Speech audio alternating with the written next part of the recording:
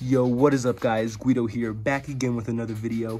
And in this video, I'm gonna show you guys how to paint your whole entire engine block on your mini bike, which just looks super duper sick. As you can tell, it just adds tons of flair to the bike and just looks really cool. So in this video, I'm gonna basically show you the whole entire process from start to finish on how to disassemble the whole entire bike and paint your engine block along with the head. So now on my bike, I went with a cherry red just because it kind of accents everything on my bike, like the steering stabilizer and my stickers, especially the East Side Mini Mobbers one. So I went with the nice red and I went and sanded down the fins on the head just to give it a little bit more flair. But we are going to be painting the block on my dad's mini bike here. And as you can see, it's white. So we're going to go with this white matte color, which should look super sick, especially right here. You can see a lot of the motor right there, so that should look really cool along with the chrome, and this gas tank is going to be chrome as well, so it should look really cool. And this is the paint we're using. Make sure you use a high temperature spray paint. Don't just use regular spray paint, because with regular spray paint it'll either burn off or, you know, distort it and make it look awful. So you need to do something high temp because these motors get hot. So this right here, this VHT stuff works really well. And that's basically what we're going to be doing. So now, time to start disassembling everything. So the first thing my dad is doing is he's just going to take off his flywheel side cover right here. And it's just basically going to just give us a little bit more access to the motor and easier to just disassemble everything from here. So now what my dad is doing is he is taking off his coil, basically just so he can paint behind it and stuff. He's not going to be doing anything with the flywheel.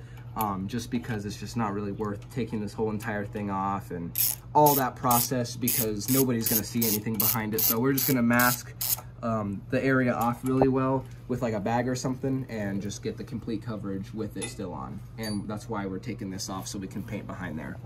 So now what we're doing is we're just draining the gas from the gas tank into our gas can. And as you can see, the gas line that goes into the carburetor right there, we just disconnected that, so we can just redirect it into our gas can right here, just so we can take this carburetor off and stuff, and we don't have to worry about gas spilling or anything when we're taking the motor out. So as you can see, we went and took the gas tank off. There is just two nuts that hold it on here, and then one bolt that holds it in the back there. And now what we are doing is we're taking off our 22mm Mikuni carburetor currently, because the gas drained out, so that's why we disassembled it. And on this side, in order for the bike to obviously come off, we went and undid the master link on the chain, took our chain tensioner off, and removed the clutch, so everything is off the bike, so it can just easily slide out. We also took our chromed F&B header off, because obviously just trying to get it out of this thing, if we're going out that way, it's just going to be difficult because it's, you know, it sticks out so far.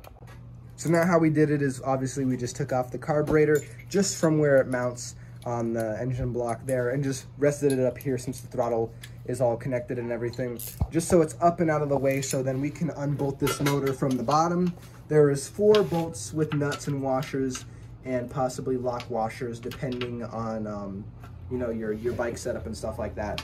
But basically we're just unbolting it, and we are just going to get ready to slide this thing out. So as you can see, we have the motor completely out. Like I said, it just came out with those 4 bolts and the 4 nuts, and you can see it's pretty gross and disgusting. We're going to clean and degrease all that and do some paint touch-up as well. And as you can see, the motor is completely out. So now what we're going to do is we're just going to take out the spark plug and the overhead valve cover, or we might leave it on and just tape around it. And then we're just going to mask off a bunch of stuff that we don't obviously want paint on, and degrease the motor, do a little sanding if we need to, and start painting it. So as you can see, everything is all masked off that we want masked off. Now you really don't have to do this. You could take apart everything, I guess, if you wanted to, but it's really not worth the time. If you're a pretty good painter and you can mask the stuff off pretty well, basically, I mean, that's really all you need to do. So he has his billet aluminum side cover completely masked off, and as you see with the flywheel, he has that all masked off. We're going to be painting just around that. You're never going to see that. The coil's all off, carburetor, everything's all off, and he has his valve cover completely taped and masked off along with the spark plug, so there's not going to be any paint getting down in there. And basically that's kind of what you need to do, is just really take your time and just think about the parts that you don't want paint on, like the drain plug there and any other bolts or nuts or, you know, whatnot. And we just did the first coat on this thing. We're letting it dry. With this high temperature stuff, I'd recommend going pretty light, and then as the coats start to go up, start going pretty thick, and then I recommend running these motors pretty aggressively for a little while, so the motors get pretty hot and it really bakes that paint in. So when it dries, it'll be a nice smooth finish. If you went with a glossy you know, paint, it'll be a nice smooth finish, and it really bakes it in so it won't chip or flake. So now we are doing the second coat now.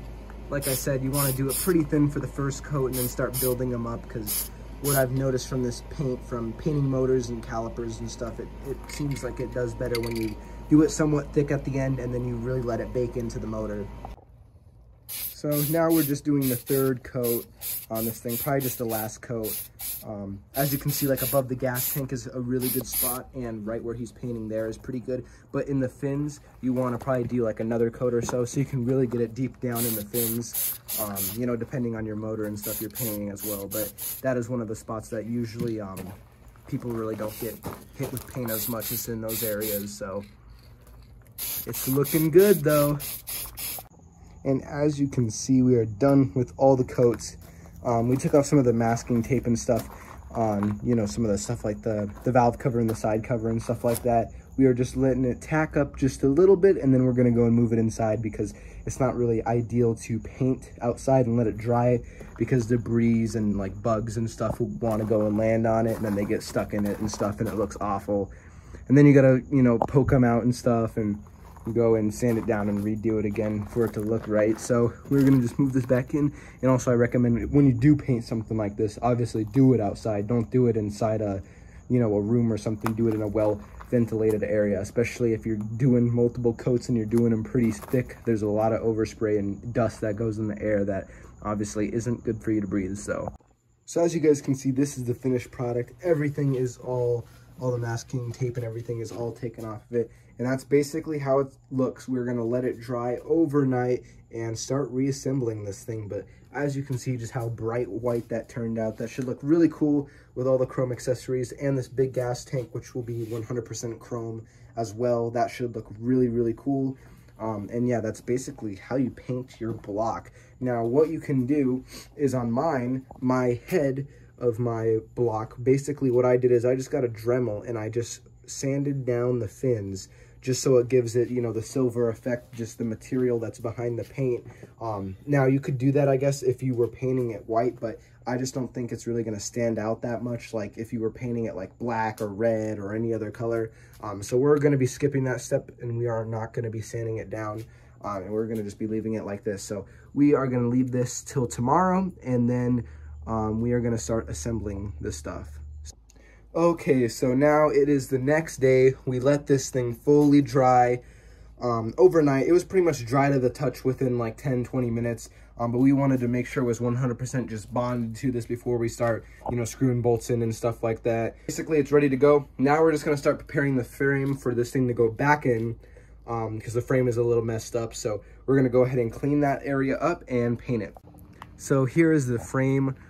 It's kind of hard to tell, but this looked really bad, and I went and degreased it and cleaned it all up. You can still see how, you know, gross and nasty it looks, but it's just stained into the paint, unfortunately.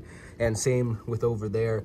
When we first got this thing all tuned up, we were having some issues with the carburetor, so you can see how it leaked out on there, and that unfortunately just stained into the paint, and you obviously can't get rid of it unless you repaint it. So yeah, this is all cleaned up. I'm letting it dry. We're gonna do a little sand on it, and then we're gonna just respray this just with some gloss white paint, obviously, because that's what this bike is, you know, painted. So this obviously isn't needed to do, you know, this job or whatnot, but this is just some nice things to do. Once you're putting in a nice freshly painted block, you might as well put it on a nice painted bike. So as you can see, we have the motor completely mounted up. We waited and made sure everything was completely dry, and as you can see, I did some of the touch-up paint and stuff on the frame of where the motor went, just because it kind of got a little messed up just over time of the motor vibrating and stuff. The paint kind of just wore off and oil stained where we would drain the oil and stuff like that. So it's all painted, all installed, all the engine bolts are 100% completely tight. So now what we're going to do is we're going to just install the header back on this thing, the carburetor back on this thing, his chrome side cover, and his gas tank. And then this thing's almost going to be done. So as you can see, this is basically the finished product of the bike. Everything's back on, the carburetor, the side cover, the gas tank. Everything is all put on. We don't have the clutch or the chain on. We're just going to run the motor without it for a little while. And also, too, if we have the clutch or something and it spins up and it flings grease or whatever, we don't want to have that on our freshly painted block right there. We want to actually heat soak that paint for a while and let it actually bake in. So if we need to wipe it off or something, it's not going to stain in. And we got our beautiful chrome F&B header on this thing. So now we're just going to go ahead and start this thing up, let it heat soak for maybe 10-15 minutes or so, and then just go and let it cool off and make sure that paint bakes in.